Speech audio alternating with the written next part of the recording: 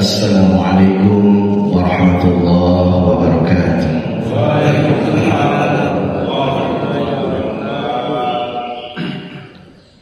Bismillah, alhamdulillah, wassalatu wassalamu ala rasulillah Muhammad bin Abdillah wa ala alihi wa sahbihi wa mawala.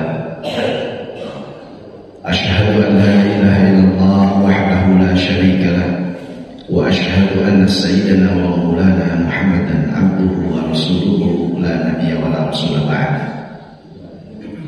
Bismillah ma sya'allah la yasuqul khaira illallah. Bismillah ma sya'allah la yasriqu su'a illallah. Bismillah ma sya'allah ma kana min ni'matin fa min Allah. Bismillah ma sya'allah la hawla wa la quwwata illa billah. A'udzu billahi as-sami'il 'alim minasy syaithanir rajim.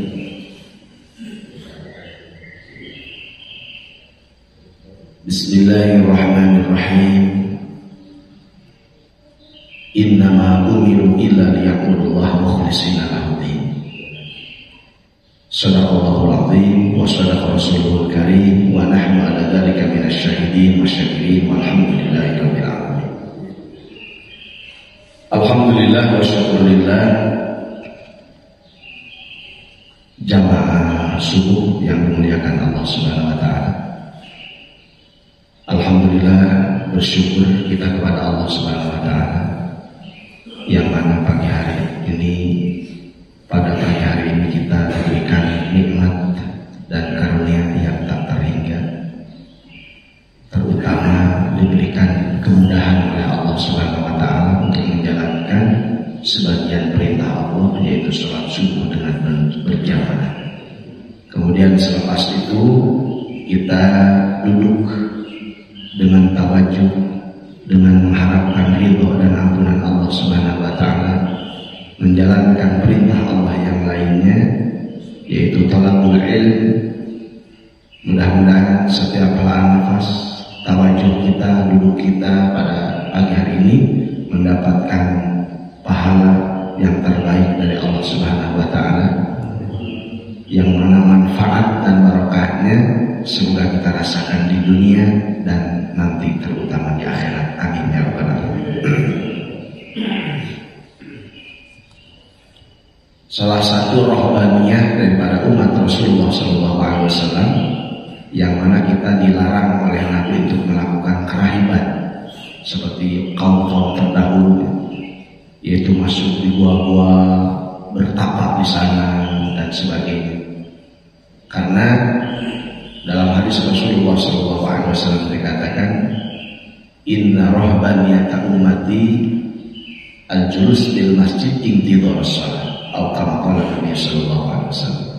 Sesungguhnya kerahiban umatku adalah al-julus bil masjid, yaitu duduk di masjid intidhar shalah, dalam keadaan menunggu salat. Jadi duduk di masjid yang niat i'tikaf, menunggu ibadah yang lain, maka itu adalah salah satu kerahiban, ya, ketakruban umat Rasulullah SAW kepada Allah Subhanahu wa taala. Kemudian dikatakan faida faragta fansab, kata Allah. Faida faragta, maka apabila kamu sudah selesai dari satu amal, dari satu amal perbuatan, fansab, maka berdirilah lagi untuk amal yang lainnya. Maka setelah kita sholat subuh berjamaah, sekarang kita siap lagi untuk amal yang lainnya. Maka berlarinya kita dari satu amal ke amal yang lain, itu namanya adalah mujahadah, ya, namanya mujahadah, yaitu memerangi dan menundukkan hawa nafsu kita untuk tunduk kepada perintah Allah Subhanahu wa taala. Maka kebersabaran kita di majelis ini adalah salah satu kemujahadahan kita, yang mana insya Allah taala pastinya Allah taala akan membalas dengan kebaikan-kebaikan yang banyak. Amin ya rabbal alamin. Salawat dan salam semoga selalu terlimpah dan tercurah kepada baginda Agung Muhammad SAW, kepada seluruh keluarganya, para sahabatnya, tabi'in wa tabi'at, dan kepada kita semua, yang mana mudah-mudahan termasuk golongan umat Nabi yang akan mendapatkan syafaat di yaumul qiyamah. Amin ya rabbal alamin. Hadirin jamaah yang dimuliakan Allah Subhanahu wa taala. Kita akan melanjutkan tafsir surat Al-Kahfi karena masih banyak sekali ya muatan-muatan yang Allah taala jejalkan di dalam surat Al-Kahfi ini. Masya Allah, luar biasa. Maka pada hari ini saya akan lanjutkan kajian pada pertemuan kita sebelumnya, membuka surat Al-Kahfi yang mana di dalamnya adalah kisahun ajibah, yaitu kisah-kisah yang sangat menakjubkan yang ada di dalam surat Al-Kahfi. Kemarin kita baru mukadimah mengenai beberapa ayat di awal surat Al-Kahfi, maka kita akan lanjutkan kepada ayat yang ke-9. Kemarin baru 8 ayat, sekarang masuk pada ayat yang ke-9. Jadi kita mengulang lagi pengetahuan kita sebelumnya bahwa suatu ketika baginda Rasulullah SAW didatangi ya, awal daripada asbabun nuzul daripada surat Al-Kahfi ini ya, mungkin bapak-bapak perlu di-refresh kembali ingatannya ya, bahwa orang-orang Quraisy ketika itu mengutus beberapa orang untuk datang menemui orang-orang Yahudi di kota Madinah ya, untuk membuat sebuah kerjasama untuk sama-sama memusuhi baginda Rasulullah SAW. Maka akhirnya para Yahud atau ahli kitab yang ketika itu ada di Madinah, mereka berkata kepada orang-orang utusan dari Quraisy, ya, tolong tanyakan kepada Muhammad, orang yang menurut kalian sebagai orang yang mengaku sebagai seorang nabi, ya, tanyakan kepada dia 3 hal. Yang pertama tentang pemuda Ashabul Kahfi, kemudian yang kedua bagaimana pendapat Muhammad mengenai ruh, yang ketiga mengenai Raja Dzulqarnain. Jadi 3 pertanyaan itu diperintahkan oleh orang ahli kitab Madinah untuk ditanyakan oleh orang Quraisy kepada baginda Rasulullah Shallallahu Alaihi Wasallam. Kenapa demikian? Karena 3 kisah ini ada pula dalam kitab-kitab mereka, yaitu dalam kitab Taurat dan Injil. Itu diceritakan. Maka Allah Subhanahu wa taala melalui kalamnya yaitu Al-Qur'anul Karim sebagai wahyu kepada baginda Rasulullah Shallallahu Alaihi Wasallam memberikan penjelasan di dalam surat Al-Kahfi. Maka turunlah surat ini. Walaupun pada turunnya ini terdapat beberapa hari keterlambatan, ya, sampai 40 hari itu terlambat datangnya wahyu, dikarenakan baginda Rasulullah SAW ketika didatangi oleh orang Quraisy tersebut dan menanyakan hal itu kepada Nabi SAW, maka Nabi mengatakan, tunggulah besok saya akan menjawab kalian. Dan Nabi lupa mengucapkan insya Allah. Maka akhirnya tertahanlah malaikat Jibril datang kepada baginda Rasulullah SAW hanya karena lupa insya Allah saja. Bagi manusia biasa seperti kita mengucapkan insya Allah itu mungkin ya sekedar sunnah ya. Tetapi bagi baginda Rasulullah SAW itu perkara yang sangat penting, sehingga kejadian tersebut dijadikan ibrah, dijadikan pelajaran bagi umatnya. Karena ingatnya Nabi, lupanya Nabi itu sudah skenario Allah Ta'ala untuk memberitahukan umat pentingnya kata insya Allah. Asal insya Allah, insya Allah. Baik, hadirat Allah Ta'ala. Jadi begitu asbabul nuzul gitu ya, tentang ayat surat Al-Kahfi. A'udzu billahi samil alim minasyaitonir rajim. Am hasibta, ya, dari ayat itu yang bapak-bapak yang membawa Al-Quran. Am hasibta anna ashabal kahfi wal raqim. Am hasibta, mungkin bapak-bapak pernah sering baca ya surat Al-Kahfi di hari Jumat. Hari Jumat pada subuh atau malam Jumat. Jadi sunnahnya membaca surat Al-Kahfi itu dari mulai malam Jumat, Jumat pagi, dan hari Jumatnya, mau siangnya mau sorenya sama. Fadilahnya banyak sekali. Salah satu fadilah baca surat Al-Kahfi itu, barang siapa baca surat Al-Kahfi istiqamah setiap hari Jumat, maka antara jarak di antara dia dengan Ka'bah itu akan Allah berikan nur. Allah akan nawwarallahu bainahu wa bainal Ka'bah. Allah akan memberikan cahaya di antara dia tempat yang membaca surat Al-Kahfi itu dan Ka'bah. Maknanya apa? Akan dimudahkan untuk haji dan umrah. Maknanya apa? Akan dimudahkan untuk berangkat haji dan umrah. Dan juga barang siapa membaca surat Al-Kahfi akan dijaga dari fitnah Dajjal. Dan banyak lagi fadilah-fadilah yang lainnya. Al-hasibta, apakah kamu menyangka anna ashabal kahfi, sesungguhnya para penghuni kahf, ya, kahf itu gua yang luas. Kalau yang kecil namanya ghar, bukan gedung olahraga. Ghar itu bahasa Arab dari gua, tapi guanya sempit. Tapi kalau kahf itu adalah gua yang besar bisa muat 8 sampai 9 orang. Ya, termasuk Ashabul Kahfi ada 7 orang. Para pemuda Ashabul Kahfi itu 8 dengan anjingnya itu masuk ke dalam gua tersebut. Ya. Nah, maka namanya kahf, bukan Ashabul Ghar, tapi Ashabul Kahf, yaitu para penghuni kahfi, gua yang besar.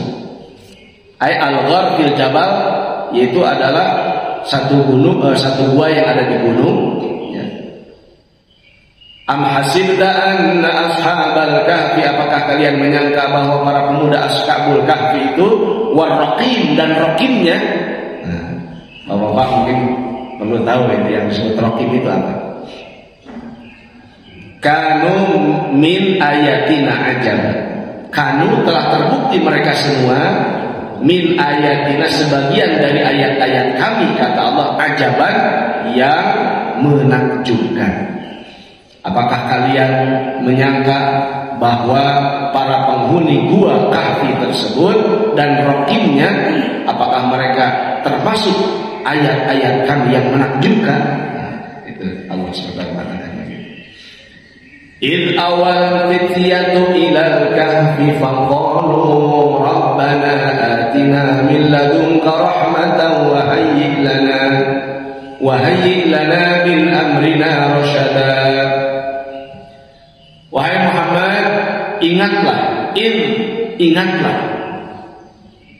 ketika awal fityatu, awal berlindung. Siapa al-fityatu? Para pemuda tersebut ilal kahfi, ke dalam gua yang besar. Faqalu, kemudian mereka berkata, Rabbana atina min ladunka rahmatan. Ini doanya para pemuda Ashabul Kahfi ketika ada di gua, ketika ada di kahf, di dalam gua. Rabbana atina, Rabbana wahai Rabb kami, atina, berikanlah kepada kami min ladunka, dari sisimu, rahmatan, rahmat, wahayyi lana min amrina rasyada, dan mudahkanlah bagi kami min amrina, dari urusan kami, rasyadan, kepada petunjuk. Mudahkan petunjuk dalam setiap urusan-urusan kami.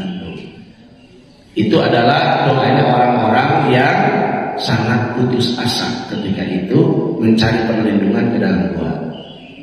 Fadarabna ala adanihim fil kahfi sinina adada.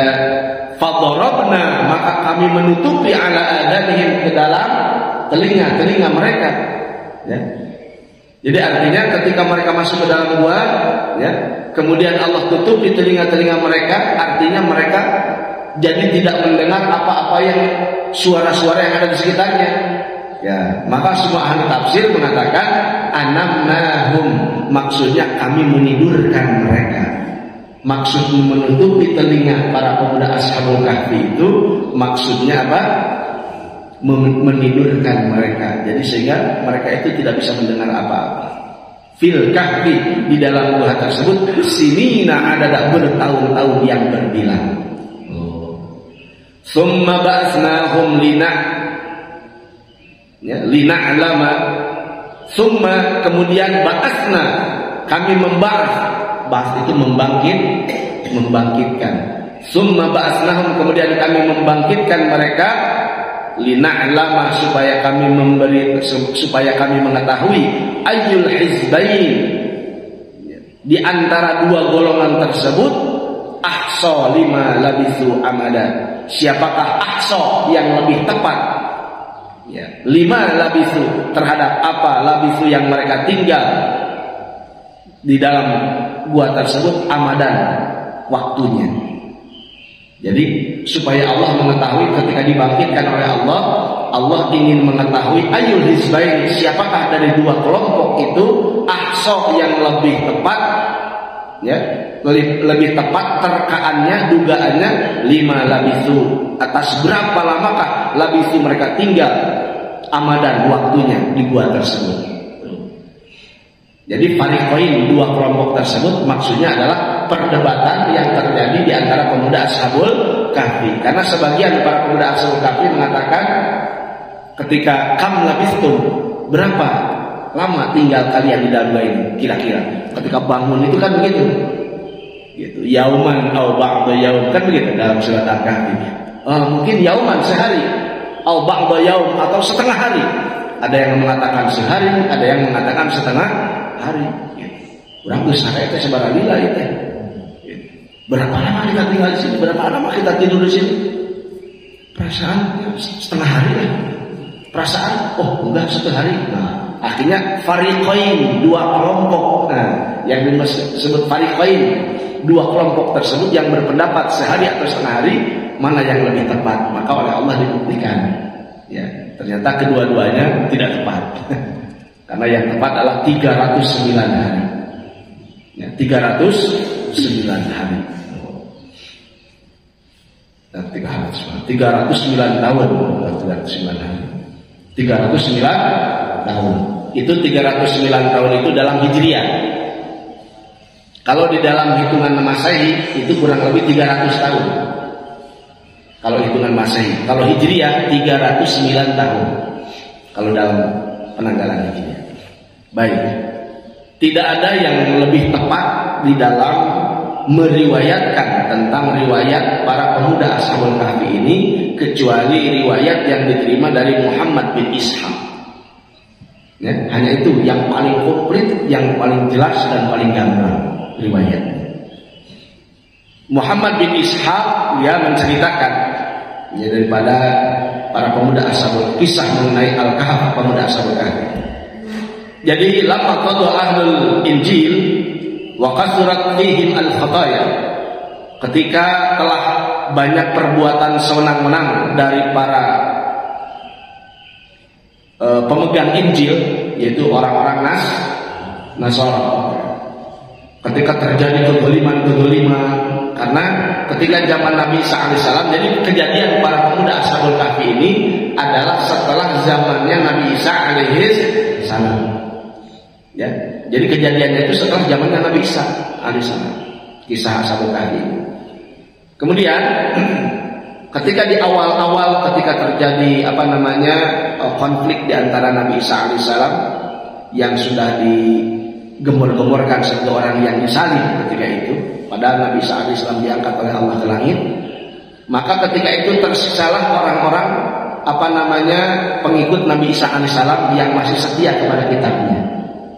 Setelah itu beratus-ratus tahun kemudian, akhirnya hampir sama sekali hilang orang-orang yang berpegang teguh kepada Injil itu.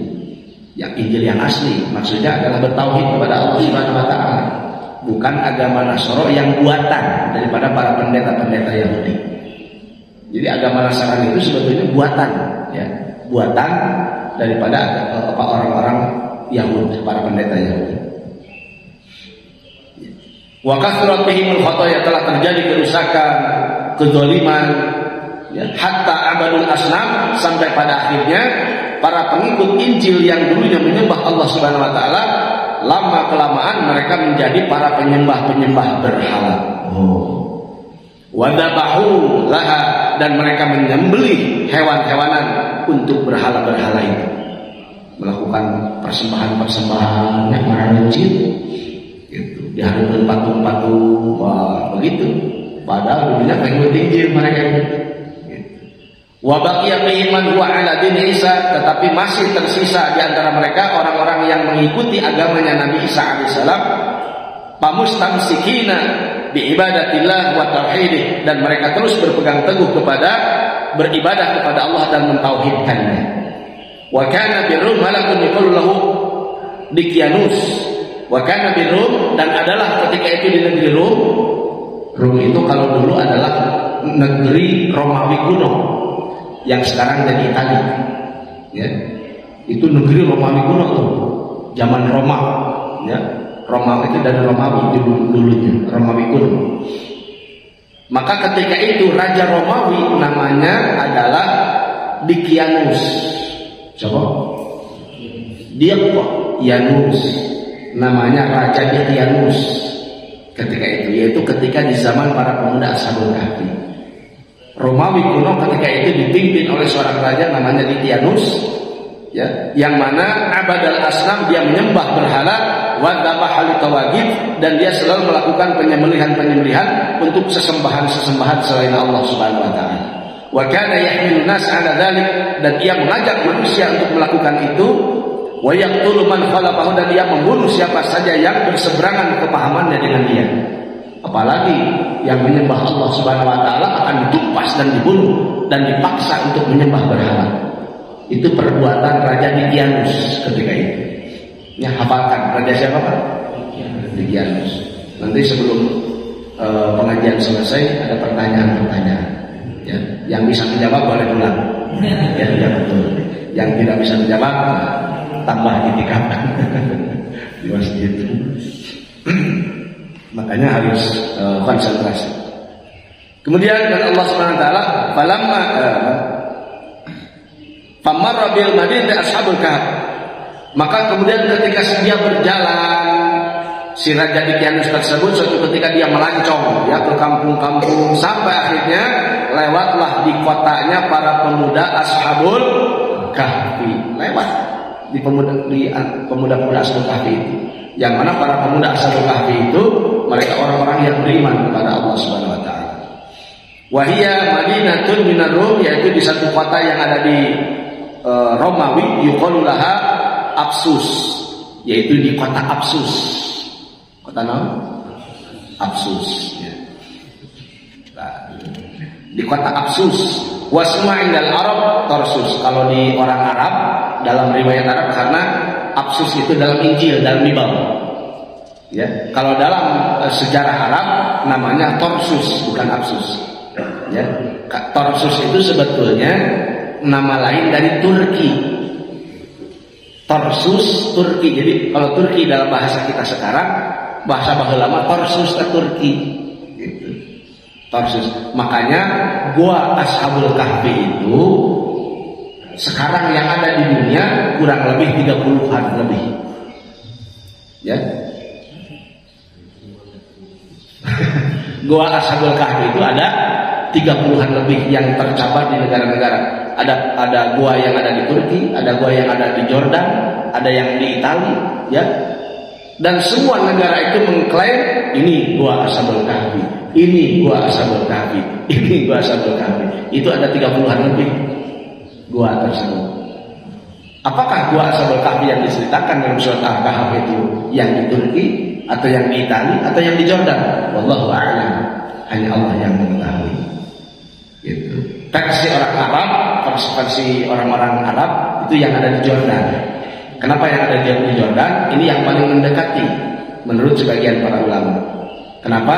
Karena setiap ayat yang ada di surat Al-Kahfi nanti ke depannya ada mengenai perubahan cahaya matahari.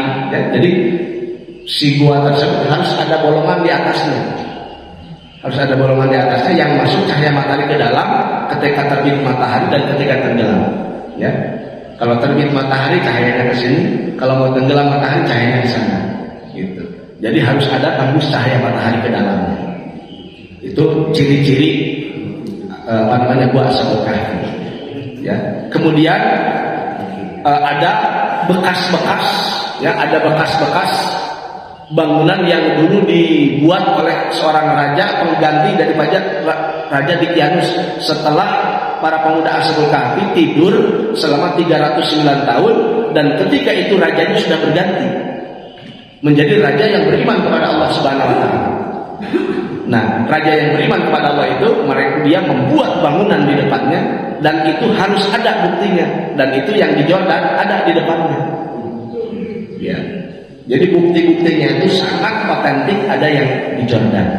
Jadi kalau bapak haji atau umroh kalau di Jordan, dan yang mendukung bahwa yang di Jordan itu lebih benar, lebih mendekati kesahihan, yaitu riwayat Muawiyah radhiyallahu ta'ala anhu, yang mana ketika di zaman Muawiyah dia pernah berjalan, ya, ketika terjadi peperangan, berjalan dengan para sahabat Rasulullah SAW melewati Jordan, dan dia mengatakan seandainya, kata dalam riwayat Ibnu Abbas radhiyallahu anhu, nanti di depan ada, seandainya kalian diberikan penglihatan oleh Allah Subhanahu wa taala, pasti kalian akan melihat mereka sambil menunjuk gua yang ada di Jordan. Masya Allah. Jadi riwayatnya banyak. Kalau orang-orang Nasoro sampai sekarang bersikeras bahwa gua itu yang ada di Italia. Gua itu yang ada di Italia. Di situ ada juga gua juga. Gitu. Bapak pada yang milih mana? Pada yang ada mana dia? Ada mana? Buah-buah di pamijahan. Ngaco. Kalau dalam bahasa Arab namanya torsus. Saya telah membaca ini torsus itu artinya pergi. Fastahfa minhum ahlul iman, maka ahli-ahli iman, yaitu orang-orang yang memiliki hatinya iman kepada Allah, maka mereka bersembunyi dari Raja Dicyanus karena takut dibinasakan, takut dibunuh. Gitu. Fasara yursilu a'walahu, kemudian Raja Dicyanus itu dia mengutus teman-temannya, ya, pengikut-pengikutnya, fayaqisuna alaihim, dan mereka supaya orang-orang yang diutus tersebut mencari keberadaan daripada para pemuda Ashabul Kahfi, ya, para pemuda tersebut. Wa yuhdirunahum lahu, dan supaya mereka membawa para pemuda Ashabul Kahfi itu ke depan Raja Dicyanus. Fayamuruhum bi ibadatil asnam, supaya dia bisa memerintahkan para pemuda tersebut untuk menyembah berhala. Wa yaqtulu man yukhalifuhu, dan membunuh orang-orang yang menyalahi apa yang membedai daripada kepahamannya. Falamma azamat hadhil fitnah, maka ketika semakin besar kondisi fitnah tersebut, wara'al fityatu dzalik, dan para pemuda tersebut mengetahui hal yang demikian, hazzanu haznan syadidan, maka mereka sangat bersedih dengan keadaan itu, dengan kesedihan yang sangat luar biasa. Ya, mereka ketakutan, ya, masya Allah para pemuda-pemuda itu. Dan para pemuda itu dikatakan di sini wa kana min asyrafir rum, mereka itu termasuk para orang-orang yang mulia yang ada di Romawi, wahum samaniyah, dan mereka itu ada 8. Jadi ada 8 orang yang termasuk orang-orang tokoh, ya, pemuda tapi tokoh mereka itu. Ya, di sini ada nggak kayak begitu? Ya, katalah semacam itu. Ya, pemuda-pemuda tapi dia itu berpengaruh gitu orangnya itu. Pemuda-pemuda yang berpengaruh.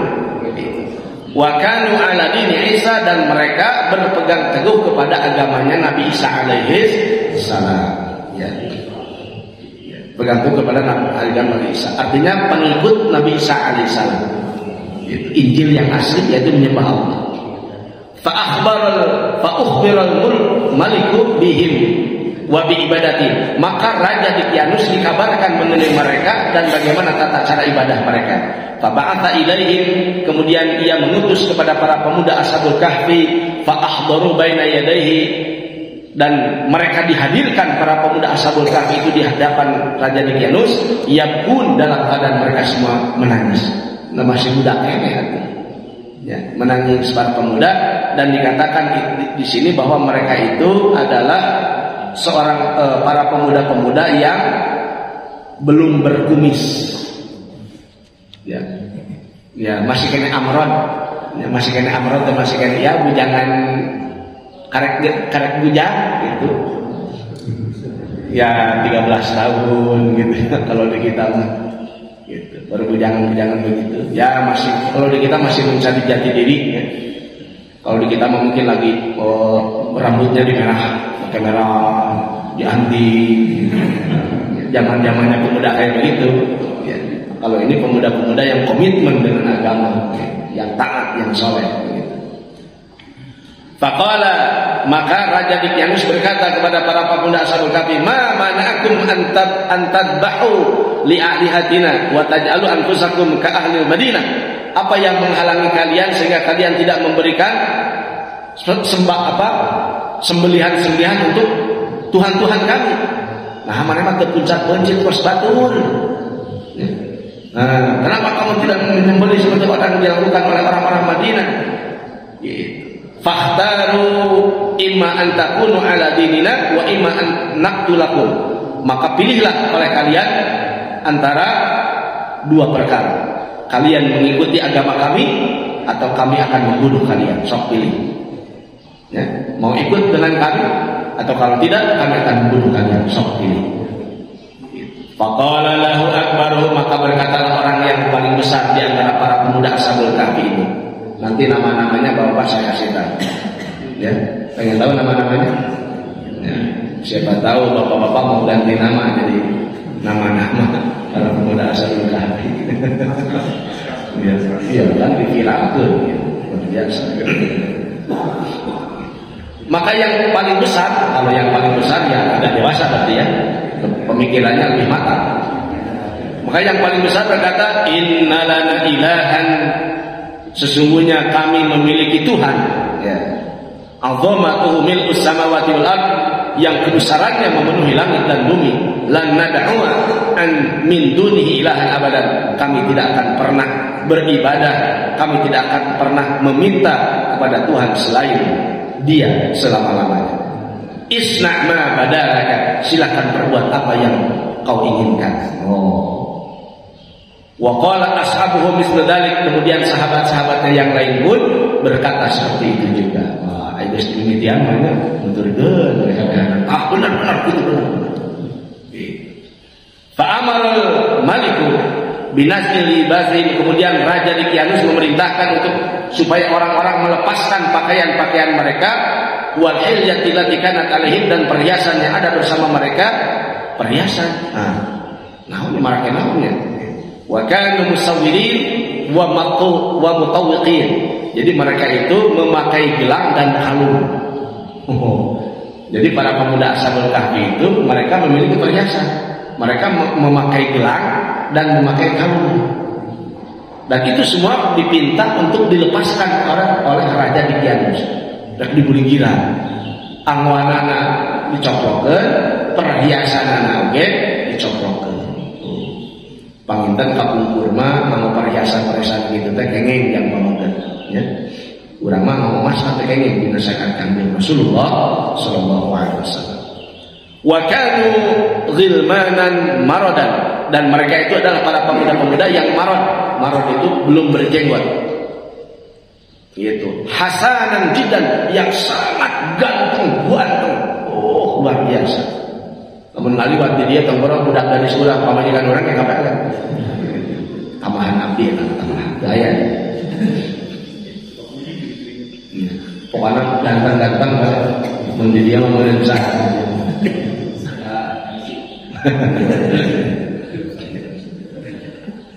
Jadi mereka itu cakep-cakep, ya, wajahnya itu masya Allah, gitu.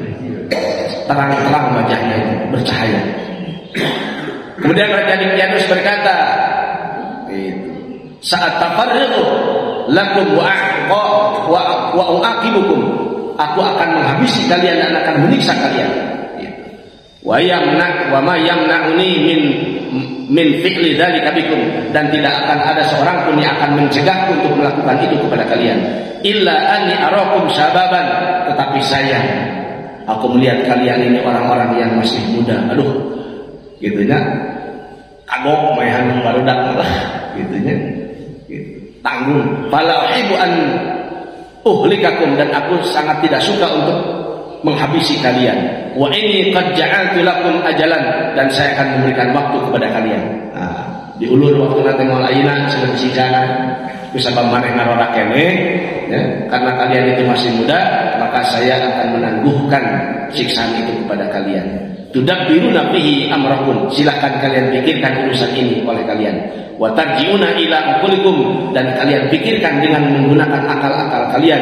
Tsumma innahu safara li ghardin min agradihi, kemudian ceritakan mereka dilepaskan dan Raja Dicyanus melakukan sebuah safar. Dia bepergian untuk beberapa keperluan. Kemudian para pemuda Ashabul Kahfi itu merasa takut seandainya raja tersebut akan kembali dan akan melakukan seperti apa yang dia lakukan ketika itu. Itu yu'aqibu, menyiksa mereka dan akan membunuh mereka. Kemudian para pemuda Ashabul Kahfi itu bermusyawarah di antara mereka, wattafaqu, dan mereka berittifaq, bersepakat ala an yakhudha kullu wahidin minhum, supaya setiap salah seorang dari mereka mencari perbekalan di rumah bapaknya masing-masing. Sok, mari kita pulang, kita kumpulkan perbekalan apa yang dimiliki oleh bapak dan orang-orang tua kalian, kita kumpulkan. Wa yatasaddaqu bi ba'dihha, kita sedekahkan sebagiannya, wa yatazawwadu bil baqi, dan kita jadikan sisanya sebagai perbekalan kepergian kita. Maka akhirnya mereka melakukan semuanya itu. Fanqalaqu ila jabalin qaribin, kemudian dia pergi ke satu gunung, itu qaribin min Madinah, yang dekat di kota mereka, yuqalu lahu Yanjanus, yang disebut dengan Gunung Yanjanus. Gunung apa? Awas, nanti ada pertanyaan. Ada Gunung Yanjanus, yang mana di gunung tersebut ada gua. Ada gua. Wa marru fi tariqihim, kemudian di perjalanan mereka bertemu dengan seekor anjing. Seekor anjing bikarbin, seekor anjing, fatabi'ahum, kemudian anjing tersebut nuturkeun. Ya, anjing tersebut mengikuti para pemuda Ashabul Kahfi itu. Dalam riwayat yang lain, anjing itu ada yang mengembalanya. Ya, jadi sebetulnya awalnya itu mereka itu 6 orang. Ya, bertemu dengan si pengembala anjing, ya, yang sama-sama beriman pada Allah, sama pemuda juga. Akhirnya bersama anjing-anjingnya ikut menjadi 7 ternyata. Gitu, dalam riwayat yang lain. Fataraduhu, kemudian para pemuda itu mengusir anjing tersebut. Fa'ada, balik lagi anjing itu. Fa'alu dzalika miraran, mereka melakukan itu berkali-kali, diusir lagi, balik lagi, diusir lagi, balik lagi itu anjing. Masya Allah. Ya. Kalau dalam kitab Kasyifatus Saja, ya, kitab Syarah Safinatun Najah, kitab fikih, Imam Nawawi Al-Bantani dia memiliki perkara yang menarik dalam jiwa anjing. Ya. Imam Nawawi mengatakan dalam anjing itu setiap anjing memiliki 10 sifat yang baik. Ya, 10 sifat yang baik yang wajib dimiliki oleh orang mukmin. Ya. Mau tahu? 10 sifat anjing yang baik. Ini makna filosofinya bagus luar biasa. Ya. Tapi kalau saya sampaikan, takut bapak-bapak nanti ketemu sama anjing, ya nanti malu sendiri. Ternyata solehan dengan anjing daripada takutnya begitu. Ya dikasih bocoran aja lah beberapa ya. Di antara sifat anjing itu begini, kalau diusir itu selalu kembali ya ke rumah majikannya atau ke halaman majikannya. Betul tidak? Usir balik deh kadinya, diusir balik deh kadinya. Itu adalah akhlakul asyiqin, akhlaknya orang-orang ahli cinta. Orang beriman itu ketika dia diberikan musibah, diberikan sebuah cobaan oleh Allah, terbunuh, ya, tidak lantas lari dari Allah Taala, tapi dia kembali lagi kepada Allah. Dia datang lagi kepada Allah. Itu namanya sifat ahli cinta. Kemudian anjing itu dia rela tinggal di bawah kolong rumah. Kalau zaman dulu, ya, ayahnya di mana anjingnya? Ya, beda dengan gunung. Di sebelah di atas. Kucing apalagi di bawah rumah, kan ya? Anjing mah didinya, ya, di tanah. Itu adalah akhlakul radin, akhlaknya orang-orang ahli ridho. Itu harus dimiliki orang-orang beriman, ya. Oleh Allah ditempatkan jadi bawahan, nggak apa-apa, ridho, alhamdulillah, ya. Itu orang beriman, betul tidak? Ridho dengan setiap pemberian dari Allah Subhanahu wa Ta'ala. Yang ketiga satu lagi supaya anjing itu kemana-mana gak bawa perbekalan. Pergi kemanapun anjing tidak bawa perbekalan. Pernah lihat anjing bawa ransel? Atau bawa dompet dengan buahnya? Tidak pernah. Kenapa itu? Itu min sifatil mutawakkilin. Itu adalah sebagian dari sifat orang-orang ahli tawakal. Anjing mata fatal sama mana tanaman bekal. Kenapa? Ya yakin kepada Allah. Pergi kemanapun pasti ada rezeki Allah bagi saya di sana. Pergi ke sana pasti ada rezeki Allah yang Allah berikan kepada saya di sana. Itu. Urang makan mereka mana? Bakal bola. Itu. Ya masya Allah. Aku anjing. Kemudian wa minal laili qalilun ma yahja'un. Dan anjing itu kurang istirahat di malam hari. Itu akhlakul mutahajjidin, akhlaknya ahli tahajud. Manusia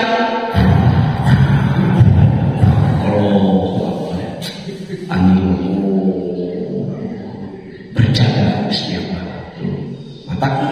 Makanya kalau saya sampaikan ke 10 sifat itu nanti takut ketemu sama anjing, malu sendiri.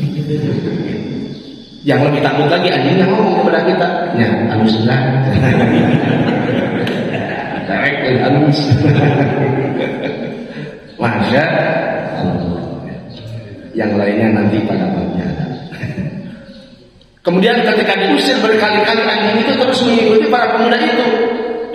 Ternyata anjing itu bisa ngomong. Subhanallah. Nah, anjing itu bisa ngomong ternyata. Apa kata si anjing? Ana uhibbu ahbaballah azza wa jalla. Saya pecinta orang-orang yang mencintai Allah. Saya pecinta orang-orang yang mencintai Allah. Saya pecinta orang-orang yang dicintai Allah. Oh, Allah Akbar. Wa ana ahrisukum. Silahkan tidur, silahkan kalian istirahat, dan aku akan menjaga kalian. Kata siapa? Anjing. Namanya Qitmir. Namanya apa? Qitmir. Namanya anjing. Makanya kalau bapak-bapak ya masuk satu rumah, kalau di depan pintunya ada tulisan Qitmir, nah, itu ada dalilnya. Ya, ada dalilnya. Apalagi ada nama-nama para pemuda Ashabul Kahfi yang 7 orang itu berbentuk lingkaran, kemudian di tengahnya ada kata Qitmir, nama anjingnya. Masya Allah, itu qaul Ibnu Abbas radhiyallahu ta'ala anhu. Kata Ibnu Abbas, apabila nama-nama pemuda Ashabul Kahfi itu ditulis dan diletakkan di satu rumah, maka terjaga dari kemalingan dan kebakaran. Itu kata Ibnu Abbas itu.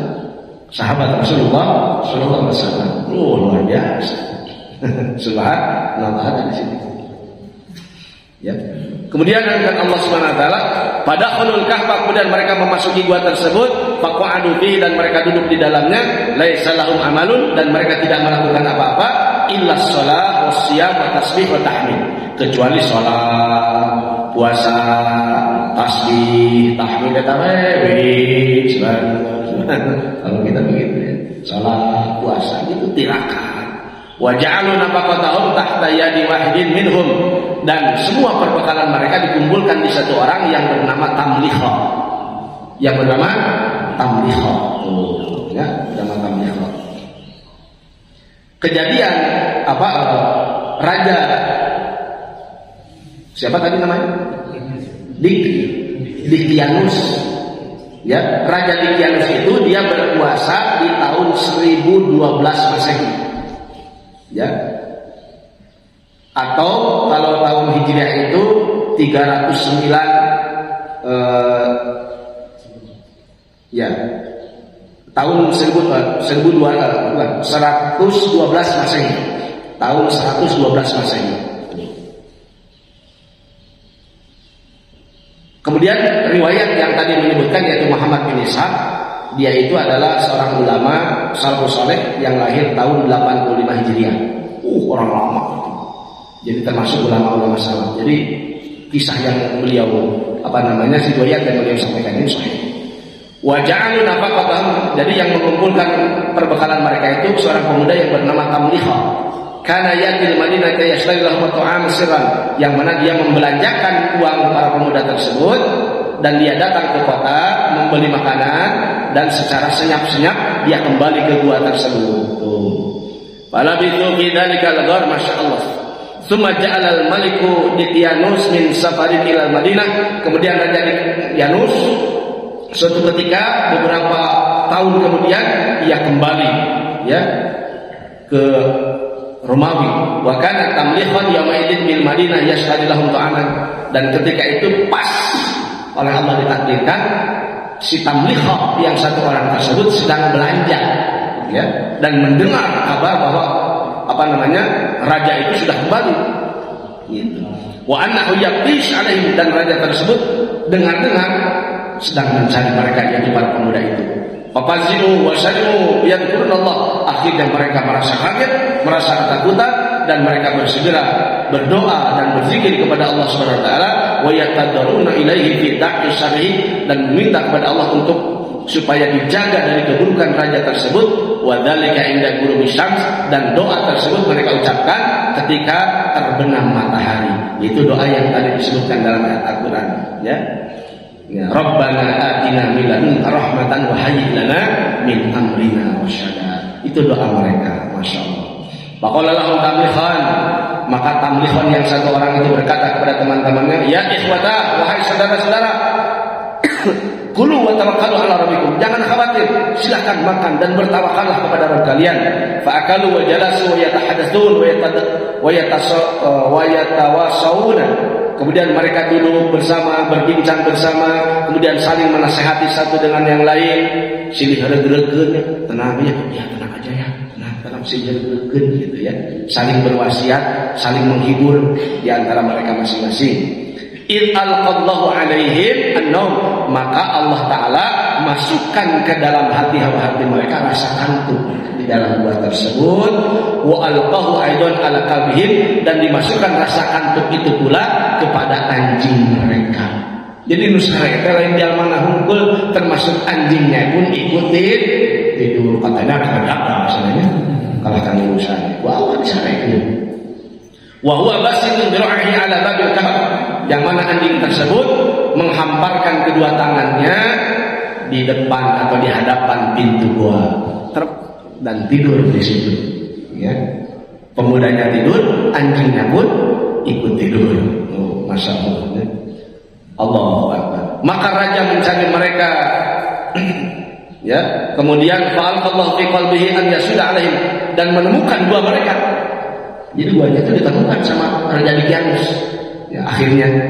Tetapi Allah Subhanahu wa taala telah memasukkan ke dalam hati Raja Daqyanus perasaan tidak ingin membunuh mereka, melainkan menutup pintu gua tersebut ya, menutup pintu gua tersebut.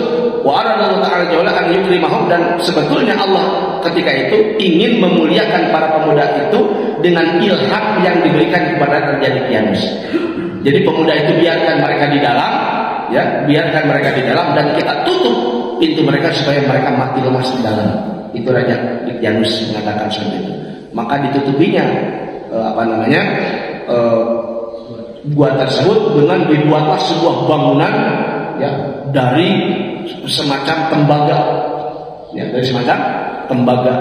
dan ya, dibuat bangunan, ditutup lawangan. Oh, masya Allah. Makanya bukti bukti gua Ashabul Kahfi itu harus ada bekas-bekas bangunan di depannya gitu. Makanya kalau yang di Jordan itu di depan pintunya itu ada bangunan kayak rumah-rumah itu dari pahatan-pahatan gitu kan. Masya Allah. Mau ke sana bersama-sama kira-kira?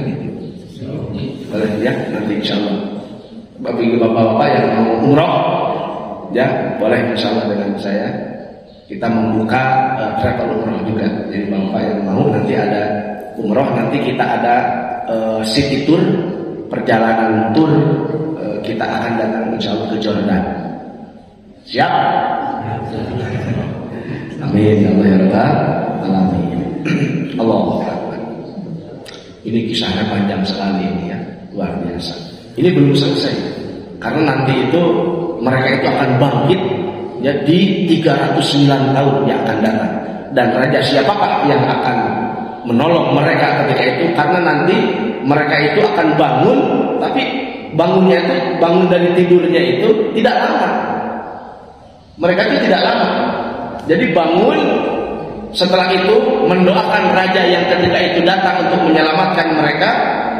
Dan di depan itu ada 2 peti, ya ada peti yang di dalamnya itu ada tembaga yang bertuliskan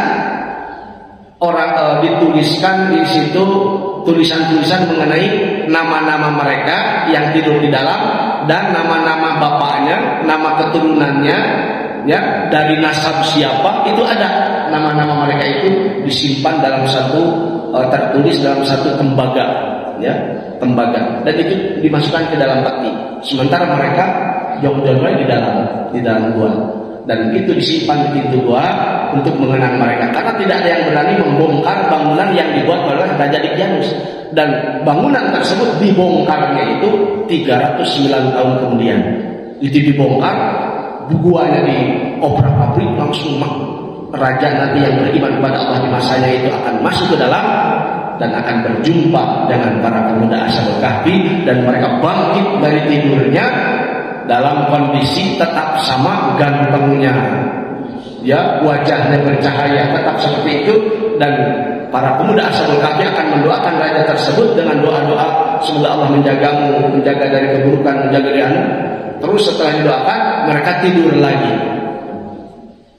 ya mereka tidur lagi dan seperti orang yang mati, ya tidur lagi tapi badannya tidur lagi. Dan itu mereka itu akan dibangkitkan kembali nanti di zaman Al-Mahdi. Di zaman Al-Mahdi. Jadi baginda Rasulullah SAW mengatakan, wa yahujju Isa, Nabi Isa alaihissalam nanti setelah muncul kembali ke dunia di akhir zaman, kata Nabi, ia akan menunaikan ibadah haji. Dan yang akan menjadi hawariyun yang dahulu setia kepada Nabi Isa alaihissalam itu hawariyun, para pengikut Nabi Isa. Siapa yang tahu namanya? Lukas, Matius, Barnabas, Yohanes, para 12 orang hawari, ya hawariyun, pengikut setia Nabi Isa alaihissalam dulu yang Nabi Isa alaihissalam sebarkan untuk menyebarkan itu akan diganti oleh Allah nanti di akhir zaman.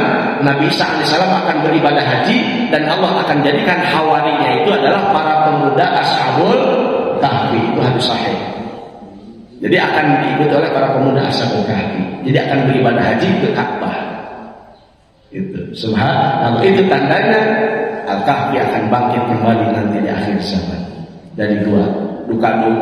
Apakah gua yang dari Jordan dia akan bangkit, atau gua yang ada di Turki, atau gua Kahfi yang ada di negara-negara yang lain. Wallahu a'lam bishawab. Masya Allah. Nama-namanya mau dibocorin? Ini nama-namanya. Jadi nama mereka itu ada 7 orang. Yang pertama Yusuf. Yang pertama namanya Maksilmina, ya Maksilmina. Kemudian Tamliho yang tadi si pengumpul barang, ya pengumpul perbekalan. Terus Martunus, kemudian Nainus, ya kemudian Saryunus, kemudian Zunuanus dan Palestatiunus ini adalah orang yang memiliki anjing tadi, yang mengembala, ya, yang dalam riwayat yang lain dia mengembala. Itu adalah Palestatiunus. Itu seorang pengembala yang memiliki anjing Kitmir. Nah, yang di riwayat yang lain. Wa ismu kalbuhum, dan nama anjing mereka Kitmir. Ada juga yang mengatakan Hamron, ada yang mengatakan Royan. Ya, ujang Royan. Ya, ya, itu nama-nama mereka. Dalam riwayat Ibnu Abbas radhiyallahu taala anhu, ya, kata Ibnu Abbas di sini disebutkan. Nah,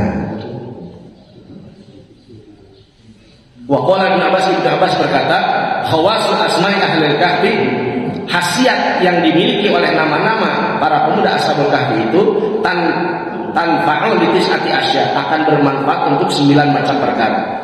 Li talab wal harab wal fil harik, yaitu untuk mencari nafkah, kemudian untuk peperangan, untuk memadamkan kebakaran, kemudian apabila ditulis di satu kain kemudian dilemparkan ke tengah-tengah api, maka api tersebut dengan izin Allah akan padam. Gitu. Kemudian untuk mengobati tangisan anak-anak kecil, wal huma, dan orang yang demam, walis sodain, kemudian bagi orang yang sakit kepala, yusaddu alal adudil aiman, diikatkan dan ditempelkan di sisi kepala yang sebelah kanan. Wali umisibyan, dan untuk melindungi anak-anak kecil dari gangguan jin yang suka mengganggu anak-anak, namanya jin umisibyan.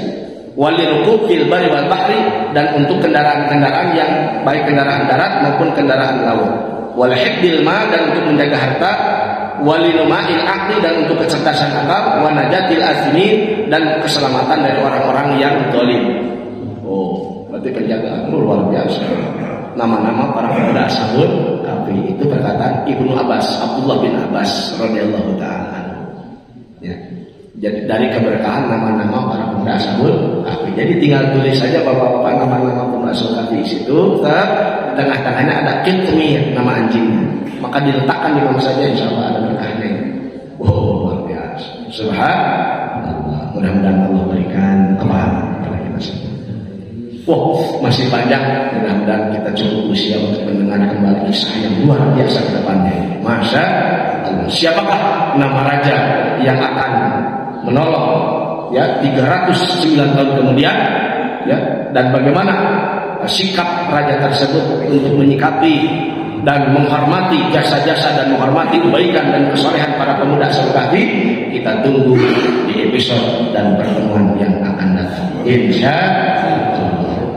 Mohon maaf atas segala kesalahan. Doa saja. Allahumma shalli wa sallim wa barik ala Muhammadin wa ala alihi wa sahbihi ajma'in. Amin ya rabbal alamin. Allahumma 'allimna al-kitab wa 'allimna al-hikmah wa 'allimna at-ta'wil bi rahmatika ya arhamar rahimin. Allahumma ij'alna hudatan mahdiyyin. Allahumma ij'alna hudatan mahdiyyin. Allahumma ij'alna hudatan mahdiyyin. Allahumma ihdina wahdi bina waj'alna sababan liman ihtada wahdina sawalina jami'a washrah sudurana lil Islam. Allahumma habbib ilayna al-iman wazayyinhu fi qulubina wa qarrih ilayna al-kufra wal fusuq wal isyan waj'alna minal rasyidin. Rabbana atina fid dunya hasanah wa fil akhirati hasanah wa qina adzabannar. Wa sallallahu ala khairi khalqihi Muhammadin wa ala alihi wa sahbihi ajma'in.